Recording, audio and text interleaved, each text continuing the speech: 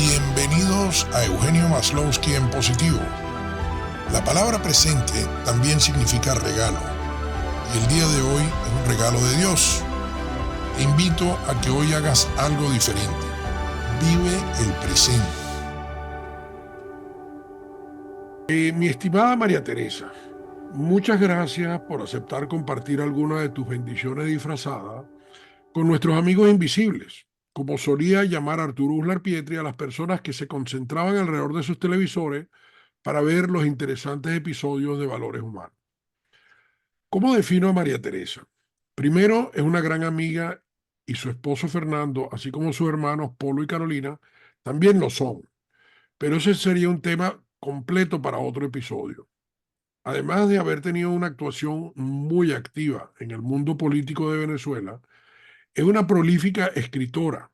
Actualmente, además, se desempeña en análisis político y es profesora universitaria.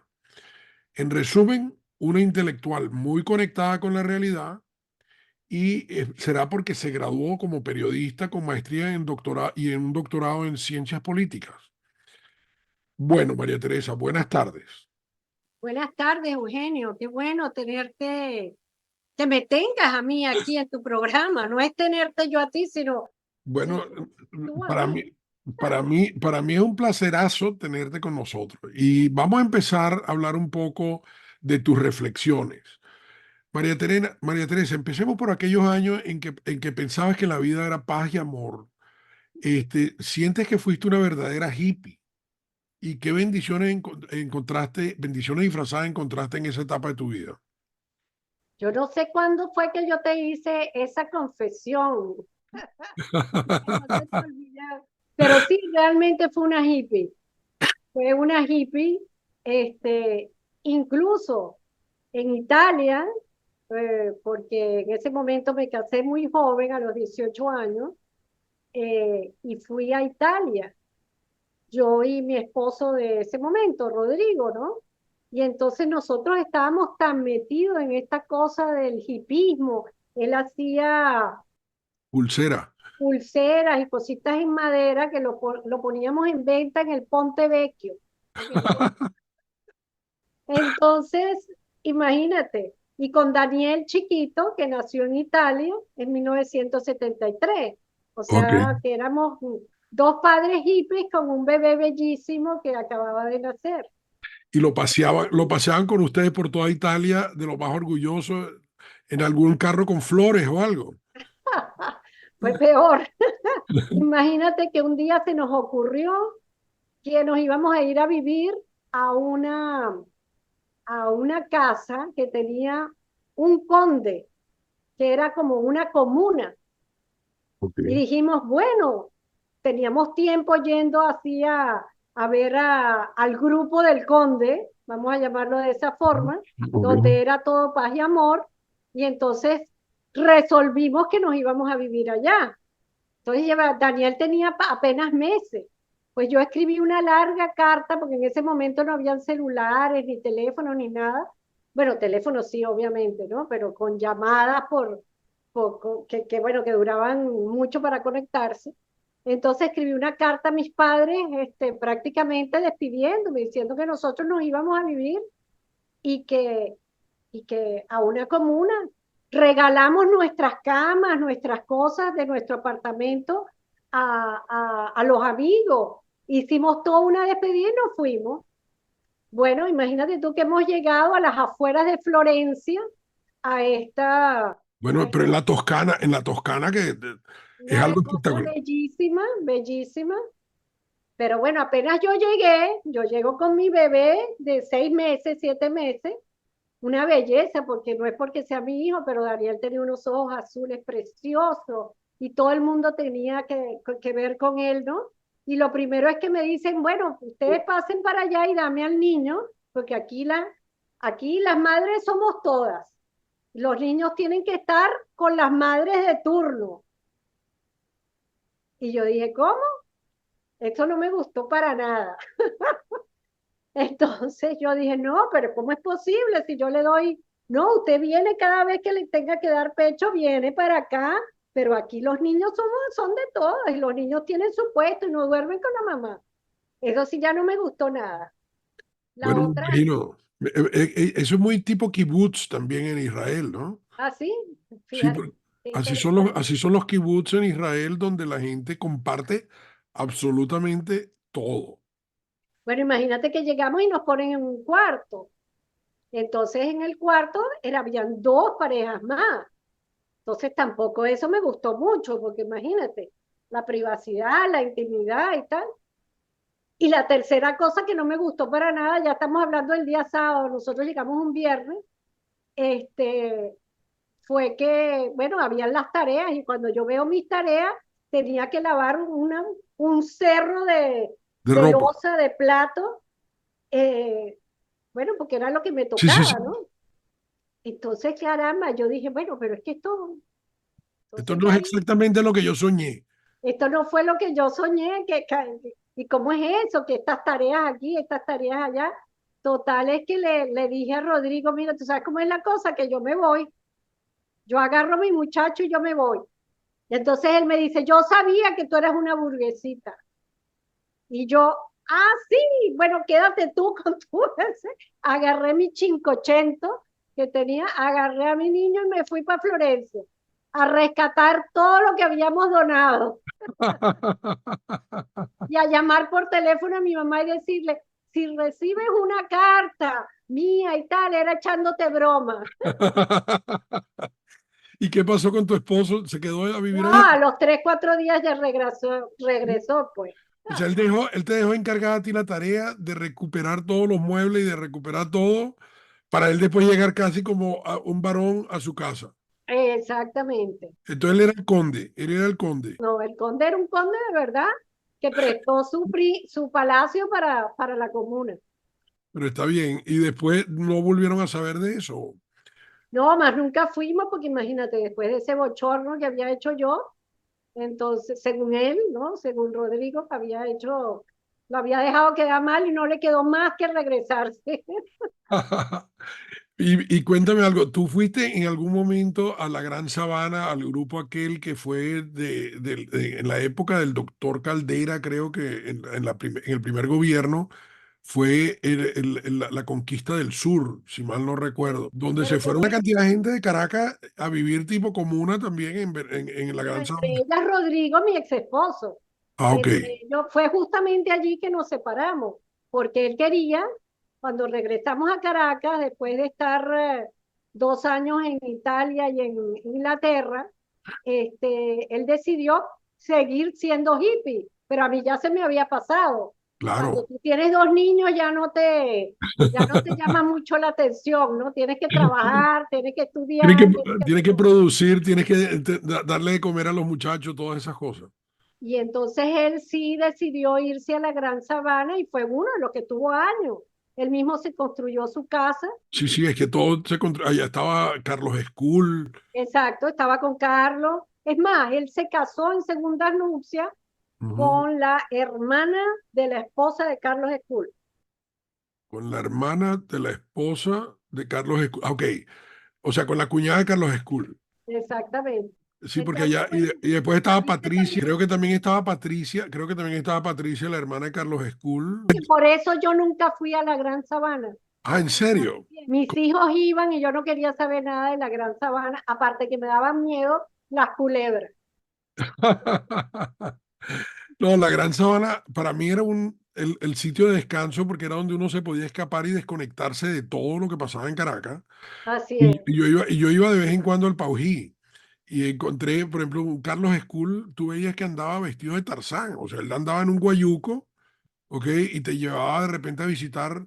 Ahí fue la primera vez en mi vida que yo vi cómo nace un río, porque era la concentración del rocío en una hojita y empezaban a caer gotas de agua. No, es una de las cosas que yo no me perdono es no haber ido a la Gran Sabana. Bueno, te digo, Estoy esperando que rápidamente, apenas caiga la el dictadura régimen, en Venezuela, lo primero que voy a hacer es ir a la Gran Sabana. tienes razón, o sea, en lo que caiga el régimen, vamos a ir a la Gran Sabana porque eso es Te uno de los tomo la sitios, palabra porque yo sola me da miedo. porque de verdad que es uno de los sitios en los que yo sería feliz de regresar. Además, mira, allá yo me recuerdo, uno se bañaba en agua de río, ok, que era totalmente fría. Por ejemplo, nosotros teníamos que llegar con jabón azul, panelas de jabón azul, porque Maravilla. ellos no te permitían que tú llevaras ningún detergente, ningún producto químico que contaminara. Todo el ambiente era realmente muy rico. O sea, yo iba por lo menos una vez al año a la Gran Sabana. Pero bueno, sigamos. Me imagino que de esa etapa tuya, las bendiciones disfrazadas son tus dos hijos. Por supuesto que sí, esos dos niños ya este sábado, Ujú. perdón, este domingo, 18 de agosto, ese Daniel que nació en Torino, en Italia, y que nos Wow. acompañaba a vender cositas en el Ponte Vecchio, ya tiene 51 años. Él es el que tiene él es el que tiene el restaurante, ¿no? Sí, sí, él se ha metido mucho bueno, en varios proyectos de restaurantes y de bares, ¿no? Correcto. Yo estuve en uno de los bares donde se canta y Bueno, ese es el que está actualmente es el maní, pero el que ahora está saliendo del maní porque tiene otra idea en mente para octubre, noviembre, por ahí. Pero mm, él tuvo uno que se llamaba Canaima, eh, correcto, porque mis hijos iban mucho a visitar a su papá en la Gran Sabana. correcto. Así Entonces tenían el recuerdo de Canaima. mis dos hijos, sin lugar a duda, él y mi hija, este, que va a cumplir ahora 5 días después, o sea, el 23 de agosto, cumple 49. Entonces tengo uno de 49, uno de 42 que me han dado cuatro nietos estupendos. Imagínate hasta dónde llega lo invisible. Yo te entiendo en esas bendiciones disfrazadas porque yo tengo cuatro hijos que me han dado hasta ahora nueve nietos y para uno es el deleite más grande que uno tiene. Ese rato que uno pasa con ellos, que ellos lo toman a uno para entretenerlo a uno, es maravilloso. Es Pero maravilloso. vamos al próximo punto, porque la diferencia entre esa niña hippie de 18 años y ahora entra de adjunto en la Facultad de Ciencias Políticas del Miami-Dade College. ¿Qué desafíos escondidos trae esta responsabilidad para tus estudios de ciencia política en un momento en que el liderazgo político del mundo está tan desprestigiado?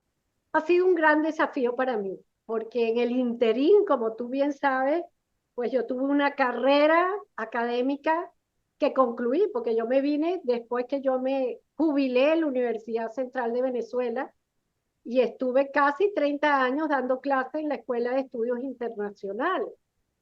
Claro. Este, de modo que yo creo que yo había cerrado, cuando yo me vine aquí a Estados Unidos en el 2014, yo pensé que ya yo había cerrado, digamos, mi vida laboral, ¿no? Y que me iba a dedicar a escribir, que en realidad es una de las cosas que más me gusta, ¿no? A mí, yo estudié periodismo, como tú bien lo dijiste, y desde ese momento yo me enamoré de la escritura. Entonces estaba por un lado mi trabajo académico de dar clases como docente, investigadora, y por otro lado el escribir. Entonces yo dije, bueno, ya terminé mi momento académico, voy a dedicarme a escribir. Y así lo hice. Yo llegué aquí a Estados Unidos, empecé a escribir, sobre todo en el área de las biografías políticas, es una línea que a mí me gusta mucho, ¿no? Ya en Venezuela había empezado haciendo algunas biografías, como la de Rómulo Betancourt y Simón Alberto Consalvi, para nombrar dos. Y aquí proseguí en eso.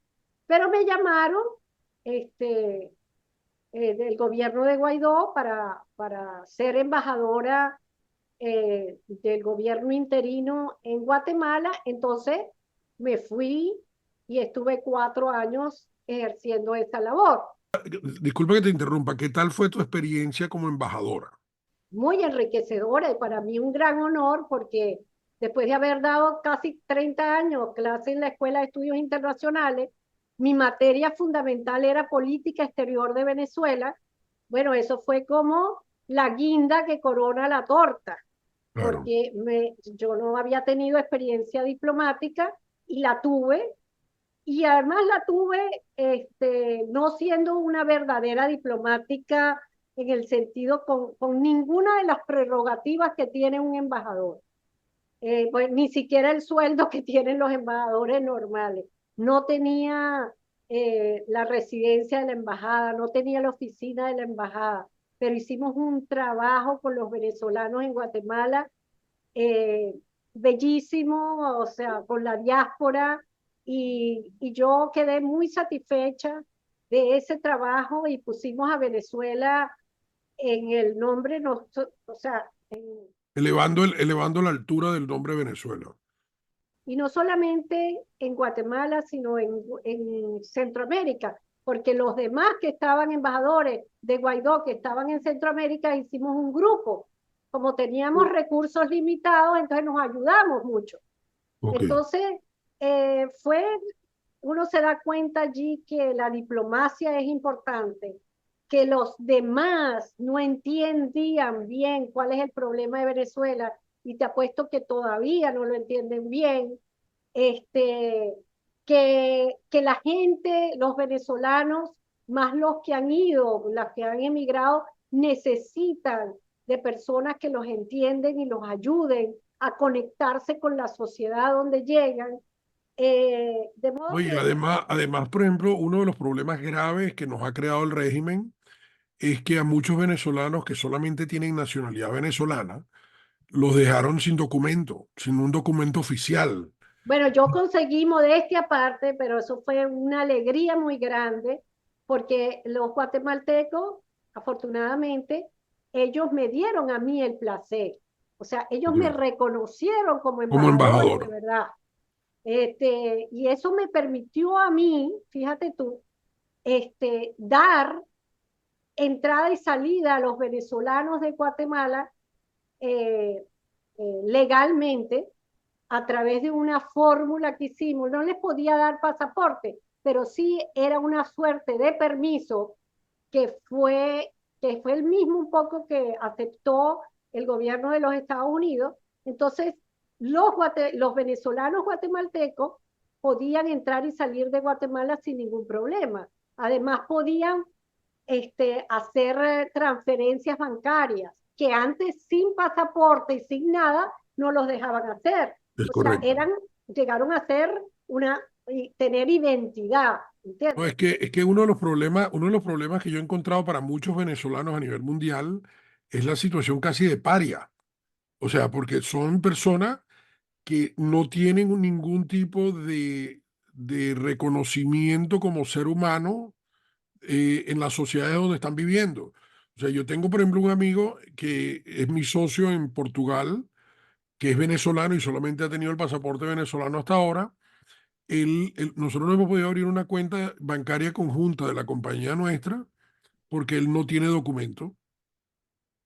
Te lo creo, te lo creo. Entonces, eso se consiguió en algunas partes, y una de esas fue Guatemala, a quien siempre le agradecemos su apoyo, su solidaridad, además un país muy amistoso, bonito. Yo no conocía Guatemala, entonces de verdad que esos 4 años en que yo no vivía allí, yo iba y venía desde Miami. Yo Sí, no podía estar allí de nuevo porque el, no había residencia. no, había oficina y había una residencia que se quedó vacía, porque el gobierno de Guatemala dijo, no, nosotros reconocemos como presidentes a Juan Guaidó, y le dijo a la embajadora, era una mujer, Elena Salcedo, creo que se llamaba, que por favor se fueran de Guatemala, porque yo era la representante legal, o sea, yo era la embajadora. Pero ellos mismos me pidieron que no me metiera en ninguna de las dos propiedades, porque el gobierno de Maduro podría haber hecho lo mismo en Caracas con las residencias de Guatemala. Las embajadas y los consulados son territorio del país, no pertenecen al país donde es la sede, sino pertenecen al país de origen. Sí. Entonces, ese gobierno interino que no estaba contemplado realmente en ninguna parte, era una cosa realmente inédita, histórica, inédita. porque eso fue, mira, ni siquiera los republicanos cuando la República de España en los años 30 del siglo XX, eso no fue propiamente un gobierno interino, este sí. Entonces tenía todo un servicio exterior, correcto. pero no estaba establecido en las leyes y en el derecho internacional. Entonces eso iba a ser un problema también para Guatemala. Entonces yo le dije, no hay problema, Guatemala y Miami quedan muy cerca. Yo lo que hacía era que me iba a un Airbnb a Guatemala y duraba un mes, 2 meses, 3 meses, regresaba, iba, y así me mantuve Pero los... yo recuerdo que María Fernanda Huisi me habló que el trabajo que tú hiciste fue maravilloso allá, o sea, y ellos estaban fascinados. Bueno, ella era mi segunda, ella era mi cónsul, vamos a...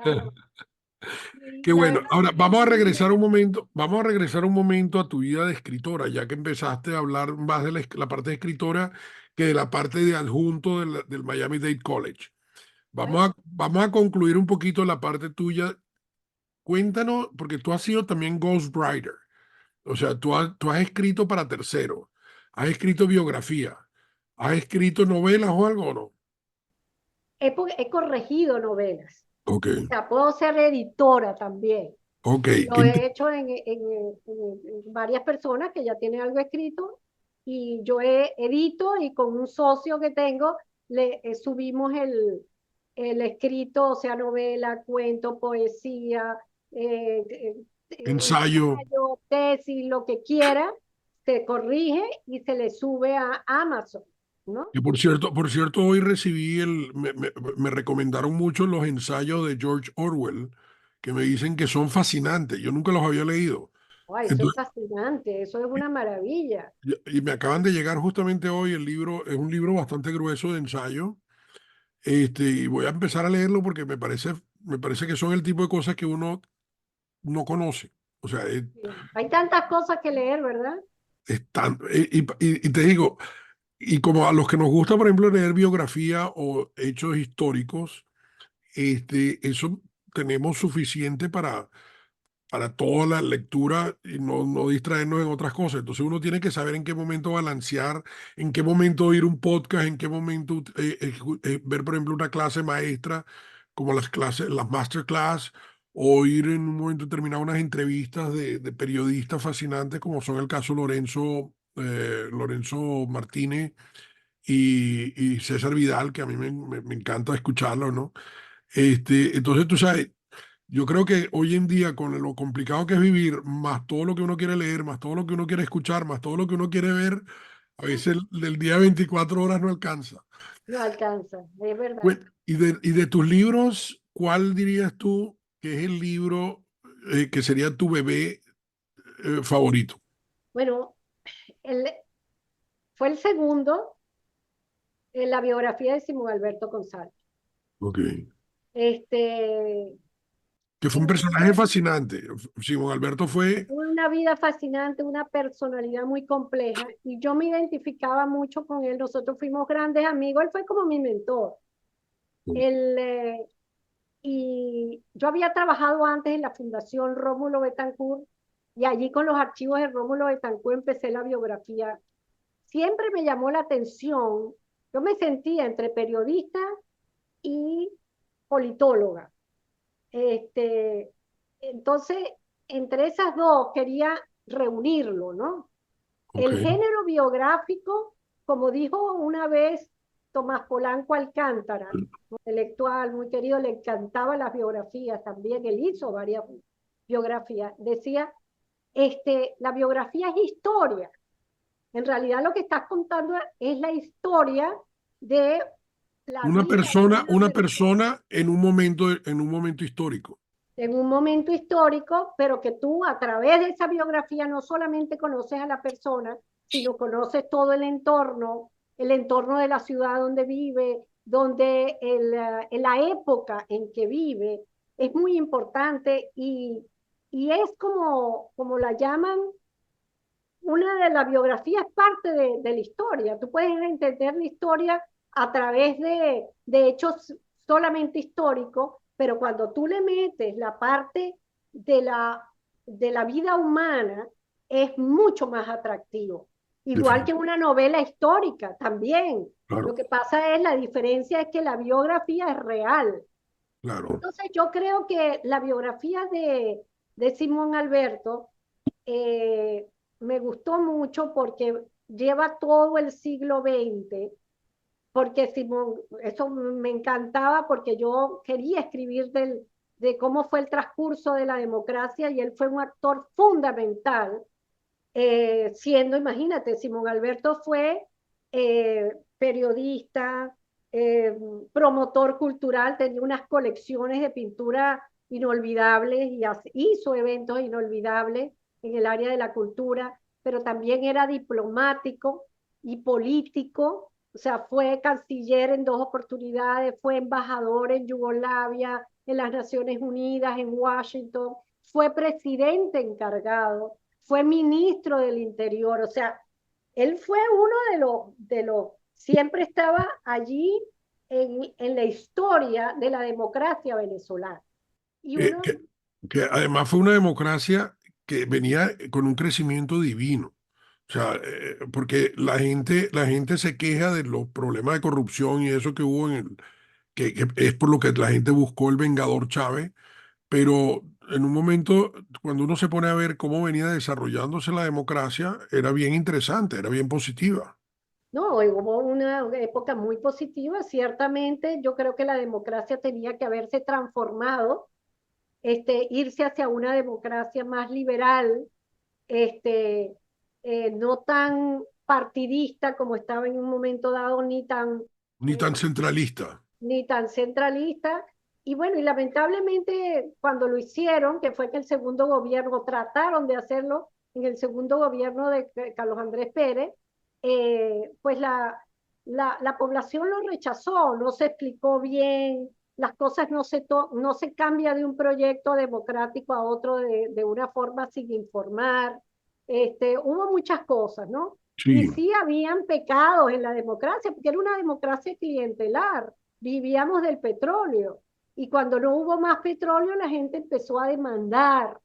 Eh, pero creo también que los actores no se dieron cuenta, o a los que se dieron cuenta, entonces eh, empezaron a ser atacados, como fue el propio Y ahorita yo quisiera Andrés. regresar al tema de los políticos que se desconectan, y no dejarlo solamente particular en el caso de Venezuela, sino que después entremos en el análisis tuyo como politicólogo también.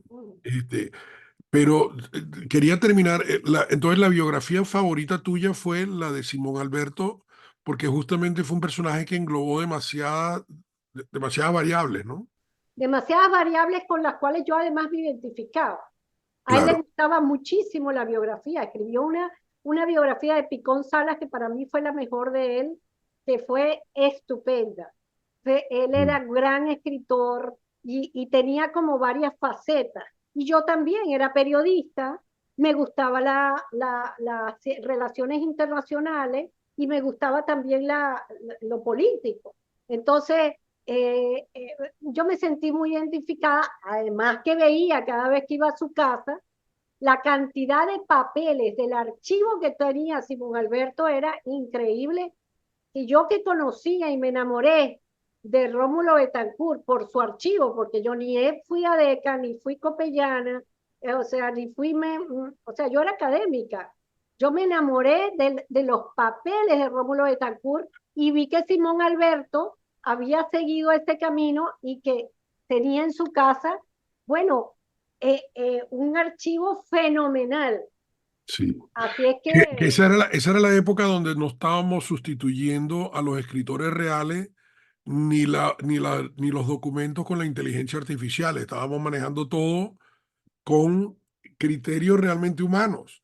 O sea, donde así es, tú tenías que leer archivos para poder entonces escribir, y muchas veces era como tú podías interpretar el espíritu de la ley o el espíritu de la gente que las hacía.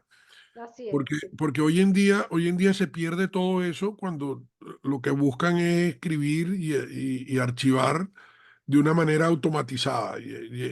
Ya volveremos también a ese tema. Cerrando el tema de escritora, tú me hablaste entonces que tú eras académica, eras escritora, eres un poco politicólogo, haces tu Yo maestría, digo haces tu más bien doctor, analista político, analista. porque yo no soy ¿Qué, realmente politóloga. y qué te lleva a ti al Miami-Dade College a ser adjunto de la Facultad de Ciencias Políticas? Bueno, fíjate, cuando Porque se... es el college más grande de los Estados Unidos, según yo entiendo, ¿no? Sí, sí, es un muy buen college, tiene, bueno, solamente los campus que tiene aquí en Miami son como 5 o 6, ¿no? Ciertamente es el college más grande de Estados Unidos. El, bueno, yo terminé de hacer, o sea, de cumplir con mi trabajo diplomático, se acaba el gobierno interino y entonces yo me encuentro con que en realidad volví a empezar a escribir con lo que estaba haciendo antes, que era, por ejemplo, hacer lo que me pidieran, pues que lo sigo haciendo. En este momento estoy escribiendo un libro a una persona que me lo pidió, a la misma vez estoy corrigiendo otro texto que me pidieron. Sin embargo, yo después de esos 4 años como diplomática, yo me sentí bastante. Yo dije, pero si yo no estoy vieja, ¿por qué yo voy a estar con esa mentalidad de que ya está? No, no, no. Me gustó estar con los jóvenes, con la diáspora, con la tal, y, y todo fue fortuito. Yo dije, voy a empezar a dar unas clases en español. Esa era mi idea, porque mi inglés, si bien yo hice mi maestría en la Universidad de Pittsburgh en los años 80, pero yo sentía que no era lo suficiente para dar clases. Pero un día, por una mera casualidad, en diciembre del año pasado, me encontré con una persona que trabaja en el Miami-Dade College y me dijo, y estábamos hablando en inglés, y me dijo, pero ¿por qué dices tú eso? Y además con la experiencia que tienes tú, con toda la que diste clase en Venezuela, se está necesitando personas, piénsalo y tal. Y me dio no es que me dio, porque aquí no se da, aquí tienes que El pasar por concurso. ajá, me dijo, hay varios concursos, te puedes meter en esta página del Miami Day y están solicitando para lo que ellos llaman eh, adjunct professor, o sea, que es profesor adjunto. Profesor adjunto quiere decir que eres como profesor contratado, ¿ok? Claro. Y entonces te contratan para una materia. Entonces lo que estaban pidiendo era el gobierno americano, dar clases de American Government, American Federal Government. Y bueno, yo metí mi currículum, hice todo el proceso, me entrevistaron y bueno, y lo gané. Yo que creía que no me iba a poder defender, bueno, allí estoy y ya me aceptaron en mayo, ya di mi primera clase en Summer y ahora estoy con 2 clases que empiezan el lunes que viene en Fall. ¿Y esto, hablas de la Constitución americana o...? Por supuesto, de las ideas liberales, de la democracia desde sus inicios, Es que además de nosotros no somos una democracia en los Estados Unidos, nosotros somos una república.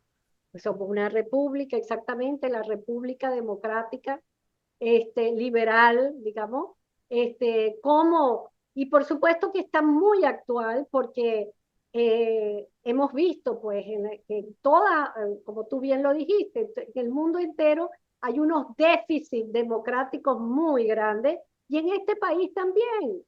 Entonces, ¿qué ha pasado con la democracia?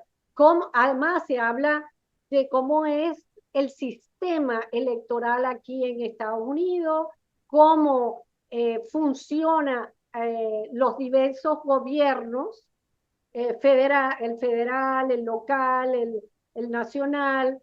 También se habla de los principales actores societales, como los medios de comunicación, las redes, el Internet.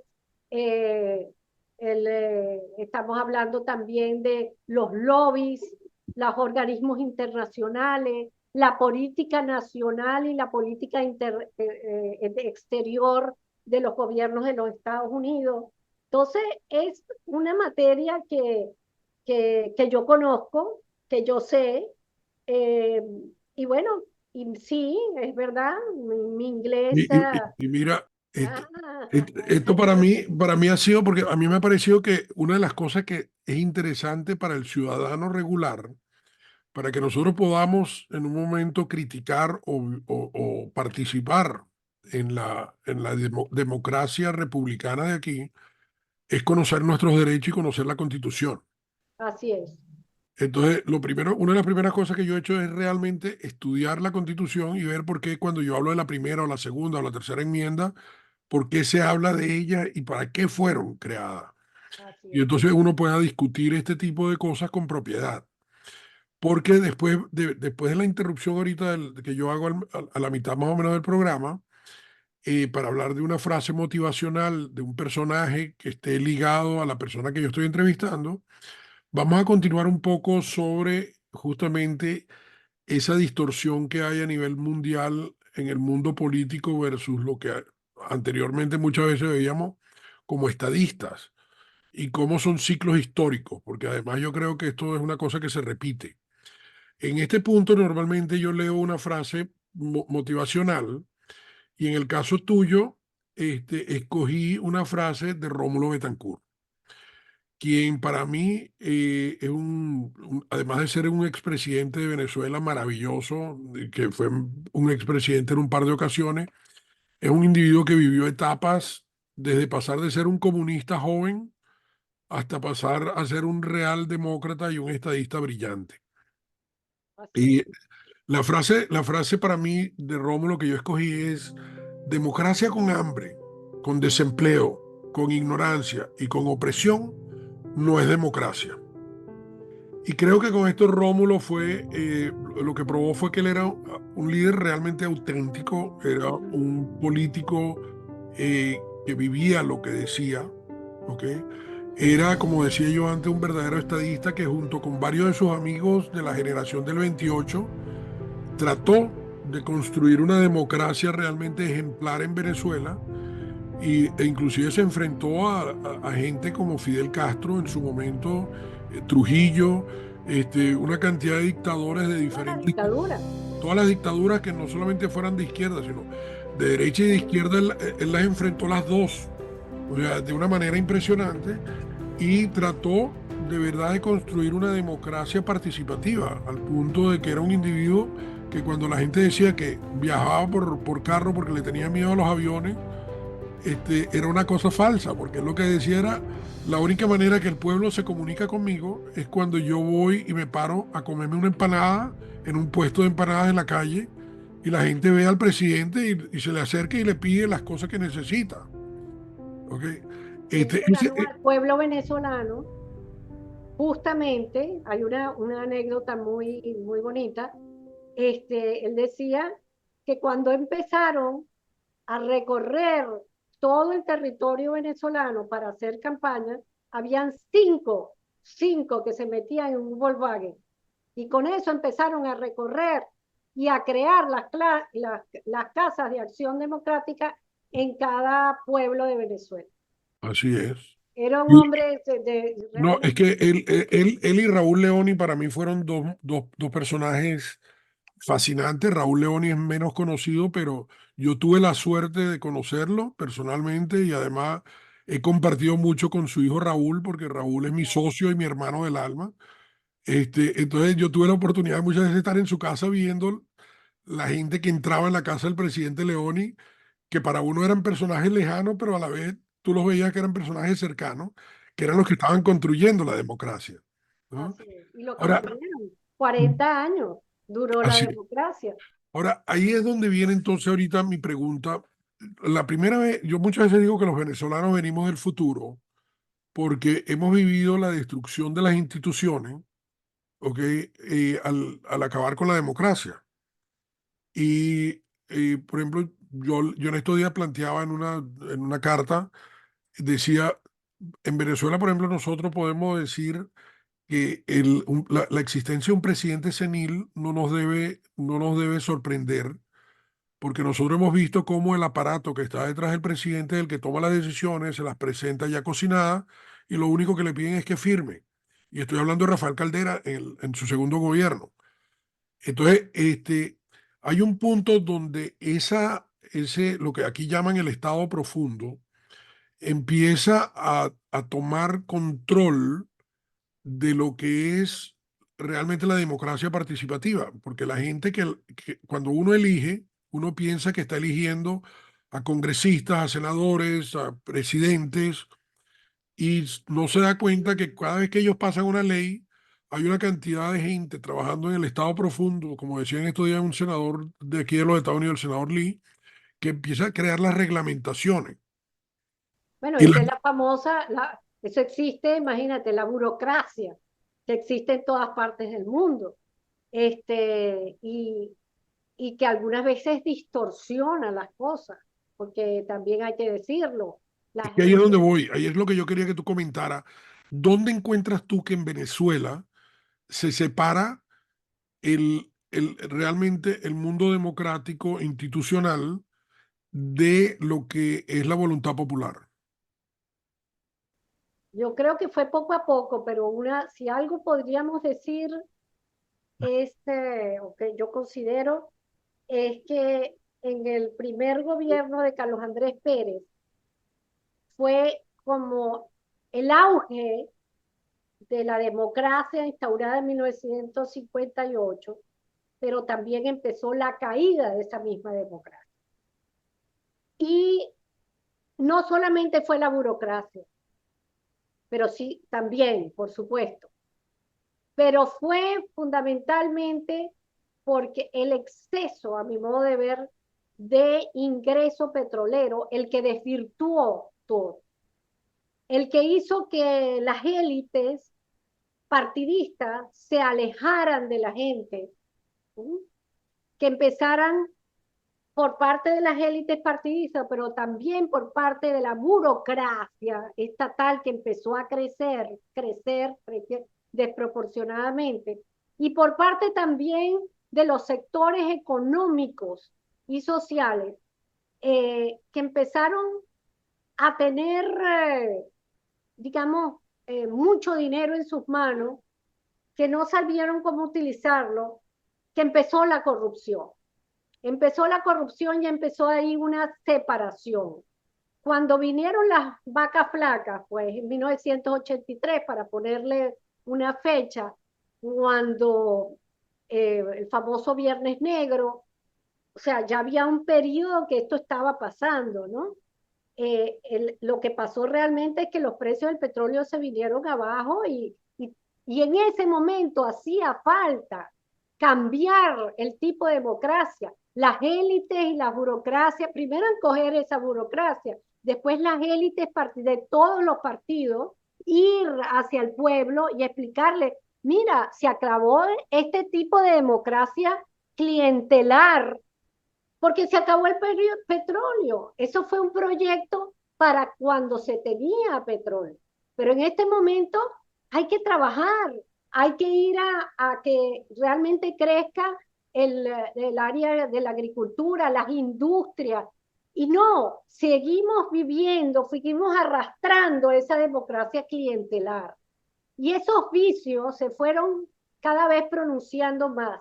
Fíjate que cuando los venezolanos votaron por Carlos Andrés Pérez II, que para mí ni Carlos Andrés ni Caldera han debido hacer como Rómulo Betancourt, que él se negó a que lo reeligieran de nuevo. La gente pensaba que iba a volver el boom petrolero, que iba a volver la Venezuela saudita que tuvimos cuando Carlos Andrés Pérez. Eso es lo que quería la gente. Cuando llega Carlos Andrés y sus técnicos y le dicen, bueno, la verdad es que nosotros no vamos a hacer eso porque la situación es, la gente no lo comprendió, no estaba preparado para eso. Tanto así que los de su mismo partido, bueno, lo quitaron del poder, porque esa es la verdad. Y Es unos correcto. famosos notables que ya venían desde hace tiempo haciéndolo. Es que Para esa es mí, otra de las cosas, esa es otra de las cosas que yo digo de que los venezolanos venimos del futuro, porque para mí, por ejemplo, los impeachment a los presidentes, o sea, nosotros ya lo vivimos en Venezuela, la injusticia dentro del mismo partido que permite que haya un impeachment que empezó a desmoronar la democracia, ¿ok? Por una situación absolutamente personalista, porque fue un egoísmo de eso de tres individuos que eran de ese grupo de los notables, y después entonces tú te das cuenta cómo se destroza todas las instituciones, porque detrás viene ya el clientelismo judicial y todo lo que viene detrás. Exacto, exacto. No, y Y empieza la desconfianza, cosa que antes había una gran fe, una gran confianza en la democracia, empezó la desconfianza. Empezó a no, eh, los líderes a no realmente tomar en cuenta las clases pobres y trabajadoras que la estaban empezando a pasar mal y que las habían acostumbrado al populismo. La habían acostumbrado a darles, a darles, a darles cuando teníamos petróleo y después no había más petróleo, o sea, no había como, o sea, ese tipo de democracia clientelar a través del petróleo se tenía que haber acabado. El, ahora, fíjate, por ejemplo, y te pregunto, tú que eres analista político y eres una persona que has estudiado historia. Por ejemplo, esto es lo mismo que ocurre en un punto en Roma, cuando se separa totalmente la gente que vivía en el Senado, los que eran los senadores, y la gente de la ciburria eran, o sea, gente que estaban en dos, totalmente, había gente que moría de hambre y había gente que vivía en una locura. Y la manera como en un momento tratan de complacer al pueblo es creándole grandes circos. Y, o sea, pensando que con esa distracción, y después ocurre con la Revolución Francesa, y ocurre en diferentes etapas de la vida. ¿Por qué ninguno de nuestros políticos aprende de esas? Mira, y no solamente es a través de Roma para acá, eso lo dijo Aristóteles. Aristóteles fue el primero que creó los tipos de sistemas políticos. Y él habló de tres. Él habló de democracia, él habló de dictadura y habló de tiranías. ¿Y qué era lo que él decía? Que las democracias en general tenían como todo su subida y su bajada, y cuando estaban la gente entonces prefería dictaduras, ¿entiendes? O autoritarismo, como nosotros lo llamamos hoy en día. Y después que pasaban esos autoritarismos o dictaduras, pasaban a convertirse en tiranías, que Es es lo que que fíjate, estamos viendo ahora. Entonces, totalmente. Yo recuerdo, por ejemplo, cuando yo leo en el libro, por ejemplo, uno de los libros de Santiago Pontiaguillo, donde él describe la vida de Domiciano, y Domiciano se declara dictador. O sea, él dice no, tirano, él se declara tirano. O sea, él en un punto pasa de dictador a tirano porque inclusive dice que él es Dios en la tierra, y eso pasa con Enrique VIII. Eso, o sea, tú porque encuentras, yo creo, siempre lo he creído filosóficamente, yo por lo menos al menos, que y eso lo decía también, de los griegos lo decían mucho, hablaban del ser humano que tenía estas dos tendencias dentro de sí, todos los seres humanos lo tenemos, hacia la parte buena, hacia la cooperación, hacia la democracia, hacia la libertad, y tenemos otra parte oscura o mala, si lo quieres decir, que puede llegar a extremos sangrientos y tiránicos terrible. Y esa ha sido la lucha eterna dentro de los seres humanos y en las comunidades y en las sociedades y en los países. O sea, es tan simple como eso. Entonces, algunos se van por la religión, otros se van por no importa, pero esas dos semillas la tenemos todos los seres humanos y todas las comunidades del mundo. Y por eso decía que, que también era Aristóteles quien lo decía, que la democracia era el menos malo de los tres sistemas. No, no era no que el fuera, mejor. no es que fuera mejor, no era que fuera perfecta, ni mucho menos, sino el menos mal. ¿Por qué? Porque somos seres humanos, somos los seres humanos los que hacemos las instituciones, las que hacemos los sistemas políticos, Absolutamente. todo. Entonces hay unos buenos y otros malos. ¿Y qué es lo que pasa con la política? Siendo un servicio que se puede ver de una forma tan bella, si se lleva bien, ¿no? si se lleva con ese lado luminoso del ser humano, que puede convertirse en el lado oscuro. ¿Por qué? Porque está el poder.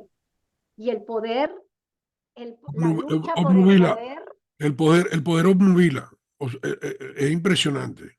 Venezuela hoy en día a nivel político mundial es un modelo para estudiar, Sin porque, duda. porque realmente nosotros tuvimos una democracia brillante, tuvimos una decadencia de las instituciones interesantísima, porque volvemos al tema donde tú te encuentras de que te das cuenta que hasta ni siquiera el presidente ejecutivo hace falta, porque lo maneja el Estado detrás de él, donde tú te das cuenta de que se pierde ese contacto de los dirigentes políticos con las necesidades reales del ser humano. Y en algunos países, por ejemplo, está el despilfarro económico, como era el caso de Venezuela. En otros países se maneja con inflación porque lo que hacen es simplemente imprimir dinero y regalar dinero pensando que con eso van a resolver una situación política. Y es simplemente ponerle un pañito caliente por un periodo. Entonces, todo eso lo hemos vivido nosotros. Tú como politicólogo hoy o como analista político, ves que en este grupo de líderes que no llegan a ser estadistas, sino son realmente unos pobres políticos, eh, ¿hay alguna salida democrática que nos espera positiva? Porque yo veo hasta una tercera guerra mundial en puerta, Pero me estás hablando de cuáles líderes políticos. mundiales. O sea, te estoy hablando de Mundiales, Pedro no, Sánchez, no de Venezuela. no, te estoy hablando ya ahorita de Pedro Sánchez, de Macron, de Trudeau, de Biden, de Obama, de Trump, o sea, de cualquiera, o sea, de Scholz, cualquiera de los presidentes, cualquiera de los primeros ministros, Netanyahu, Putin, Xi, o sea, cualquiera de los... yo creo que en este momento, por ejemplo, estadistas hay muy poco y generalmente no están en el lado de Occidente. No sé cómo lo ves tú. Sí, hay así como la democracia está siendo violada desde todo punto de vista judicialmente, sobre todo. La constitución ya es prácticamente un papel toalé para muchos, ¿no? Las democracias se han vuelto autoritarias. Este, los partidos políticos de antes ya no son, o sea, ya no satisfacen las demandas de la población. Una población y unas sociedades que no eran como las de antes porque eran más pequeñas en número. Hoy en día tenemos sociedades, países con una gran cantidad de gente. ¿Ah? Yo creo que ha desbordado, no se ha pensado bien que esa democracia tiene que cambiar de acuerdo a los cambios tecnológicos, políticos, sociales, sobre todo demográficos que estamos viviendo. Hay tanta gente en el mundo y hay tantos problemas en las mismas sociedades que las migraciones es un problema fundamental. Pero sin embargo, fíjate que lo interesante, porque por ejemplo, la India, que es el país hoy más poblado del mundo, ¿ok? Eh, Tiene una democracia interesantísima. Fíjate que ellos inclusive las elecciones duran un mes, las elecciones de primer ministro, por la cantidad de gente y la cantidad de sitios de donde ellos tienen que recoger la votación. Claro, pero no satisface a todas las partes del país. Hay unas partes más desarrolladas y otras muy subdesarrolladas. Es decir, no satisface a todos. Es como que la democracia debería pensarse en términos de los mismos términos que en los padres fundadores, por ejemplo, de la democracia estadounidense, la pensaron para su momento, ¿entiendes? Las circunstancias han cambiado, el mundo ha cambiado. Hoy en día estamos completamente integrados. Hay una globalización increíble. Entonces, mira, eso lo decían muchos pensadores, no desde ahorita, sino desde antes. Y decía, bueno, ¿será que tenemos que pensar en unas instituciones globales que realmente funcionen y que sí tengan autoridad? Porque hasta ahora los organismos internacionales las Naciones Unidas o la OEA, por ejemplo, son instituciones que ya no funcionan. Funcionaron para un momento, después de la Guerra Mundial y durante la Guerra Fría, pero ahora no funcionan. Es decir, ¿será que hay que pensar en una autoridad global? Habrá que pensar en términos de no nacionalismo, sino en una forma global, o al revés, volver a lo que estábamos antes. Esa es Bueno, la es que tú, discusión. sí, pero fíjate lo interesante que tú acabas de plantear, cuando tú dices que la India no puede satisfacer a todas las poblaciones por igual, porque es demasiado grande. Imagínate un gobierno mundial, o sea, tú no puedes comparar lo que sucede en China con lo que sucede en Estados Unidos, o tú no puedes comparar con lo que sucede en Rusia, con lo Claro, que sucede en Venezuela. Entonces, un gobierno mundial, a mí me parece que una de las cosas que hacía muy atractiva la democracia en los Estados Unidos era que el gobierno federal realmente lo que hacía era servir como un paraguas, y las democracias funcionaban a nivel de estados y a nivel de municipios. ¿Ok? pero a eso iba, justamente a eso iba. ¿Será que, porque hay otra, te estoy diciendo lo que están hablando grandes, ¿no? Que o lo ponen como una autoridad o se van al otro extremo, o es que hace falta realmente crear la verdadera democracia ciudad que hubo en Grecia, es decir, la Tribu, local, casi tribu. casi tribu, casi exactamente, que donde se pueda manejar la autoridad, porque uno de los problemas es que tenemos es que las autoridades o sea, no tienen capacidad de organizar a la cantidad de personas que están como miembros de una sociedad. Entonces Fíjate que, tenemos que ir fíjate, más bien hacia lo local. fíjate que es fascinante, Esa es la contraparte. claro, fíjate que es Yo no estoy fascinante, diciéndote que estoy a favor de uno u otro. Te estoy diciendo simplemente que eso es lo que se habla. Que claro. ahora por fin se empieza a hablar que las fallas democráticas han hecho pensar en, en otras alternativas. ¿Cómo haces tú para controlar? Mira lo que estamos viendo. Estamos viendo que se han ido formando redes de gobernantes, porque antes eran aparte, eran mafias aparte, la mafia de la droga, la mafia de los que se robaban niños, mujeres, etcétera, una cantidad de mafias, ¿no? Que eran ilegales. Pero es que ahora las mafias se han vuelto legales. Es decir, muchos han, como en el caso de Nicolás Maduro en Venezuela, y otros muchos casos, Putin en Rusia. Entonces se han vuelto que ellos son las mafias y quienes realmente tienen el poder son redes. Ni siquiera es Nicolás Maduro, sino son la red mafiosa, son los narcoestados. Entonces, ¿cómo tú rompes eso? Entonces, mira, el desafío que a la humanidad se le presenta para una mejor administración y organización y para poder satisfacer y buscar la felicidad que dice justamente la Constitución de Estados Unidos, es de este tamaño. Y ahorita lo que estamos viendo es el proceso de caos que estos cambios han hecho. Pero yo estoy segura que puede ser que haya una tercera guerra mundial, es posible, pero puede ser también, yo siempre creo en la parte luminosa del ser humano. Hay también, así cuando se desprende, cuando tú ves que es una persona que ya está cayendo en lo último, ¡chum! Florece una parte. Así, ¿quién se podría imaginar, por ejemplo, en Venezuela, con todo lo que estaba pasado, Que María Corina y Edmundo fueron a aparecer. exacto, O sea, exacto. cuando ya el nivel de desesperación, el nivel de frustración de la población es tal, y de repente aparece un líder que yo en esto ya inclusive la comparaba con Chávez.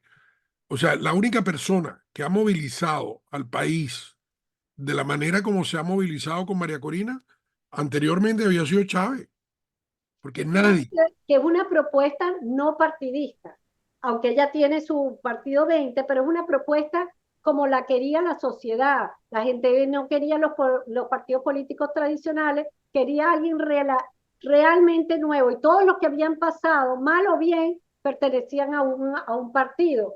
Entonces, hay una propuesta diferente. Hay una propuesta que convoca, hay una propuesta que le habla a la razón, la justicia y los valores de siempre. Entonces, esa propuesta es una propuesta luminosa que está opacando la otra y le está agarrando a la gente que antes era chavista. Ninguno de los demás que estuvo 25 años luchando, o sea, pudo. Pero te voy a decir, en las luchas políticas, o sea, no fue simplemente María Corina. María Corina, tú la ponías 20 años atrás y no hubiese funcionado. No. Los procesos se van comiendo. Era necesario que hubiese un gobierno interino. Hubo necesario que fuera un Capriles que se presentara 2 veces. Y entonces ganáramos la asamblea. Fue necesario. Todo esto fue necesario para quitar lo viejo y empezar lo nuevo. Mira, los seres humanos como reflejo de Dios somos una cosa increíble. Absolutamente. Y ahí entonces vamos a cerrar, si quieren, nuestra conversación con una pregunta muy divertida. Vamos a preguntarle a la María Teresa, que arrancó siendo una hippie y hoy es una analista político tan profunda. Si tuviera que en este momento darle un consejo en 3 minutos a los políticos que están tratando de ser estadistas y que no dan la talla, ¿qué les recomendaría que hicieran para poder realmente hacer un mundo feliz? Mire, chicos, una cosa que es muy fácil. Eso ya yo lo dijeron desde toda la vida, ser honesto. Y ser honesto no es simplemente no robar. Ser honesto no es ser honesto con los valores, hacerlos respetar. Honesto con los demás. Una persona realmente honesta es una persona que quiere a su país. O sea, que se quiere, que está en ese servicio porque quiere hacer ese servicio de verdad. Entonces, tiene que ser honesto, ¿entiendes? No para tener poder, sino realmente para servir a la sociedad y a los semejantes. Estés en el lugar que estés. O sea, el líder puede ser, sabes que hay muchos líderes de todo tipo, líderes religiosos, líderes cívicos, líderes sociales, de todo, hay de todo, y en diferentes locales, amplios, ¿no? En la familia siempre hay liderazgo, en todas partes. Las instituciones necesitan para restablecerse, para vivir, para prosperar, líderes honestos. Gracias, gracias, gracias. De verdad que ha sido una conversación divina. Creo que la bendición disfrazada más grande que te produjo a ti el gobierno de Chávez y el gobierno del régimen de Maduro es que has podido desarrollarte como profesional aquí en los Estados Unidos y has podido seguir creciendo con libertad, porque probablemente en Venezuela muchas de las cosas que tú has crecido no las hubieras podido vivir, ¿no? Sin duda, porque yo además soy, ahora no tanto, pero en ese momento era muy peleona. Entonces, quién sabe si me veías por ahí. Cuando estaba ya tenía pesadillas de ir a Miraflores, ¿no? Hasta una vez peleé con Chávez, pero eso es otra historia. Oye, gracias. ¿Tienes algún comentario adicional que quieras agregar o cerramos con esto nuestra conversación? Yo creo que cerramos 1 millón de gracias, de verdad pasamos siempre es muy agradable, bueno, no solamente como amigo, como ser humano, siempre te he querido mucho y veo que tu programa, he visto unos cuantos de ellos, pero ya siendo protagonista, alabo más tu programa y lo que estás haciendo. Gracias. Es que justamente lo que tú decías, en positivo, tenemos que ver la vida en positivo. Espero que hayas disfrutado del episodio de hoy y si ese es el caso, te invito a que revises todas las frases positivas de capítulos anteriores en la página web Eugenio Maslowski en Positivo. Suscríbete y déjame un mensaje con los temas que te gustaría que discutiéramos en futuros podcasts. Gracias y hasta la próxima.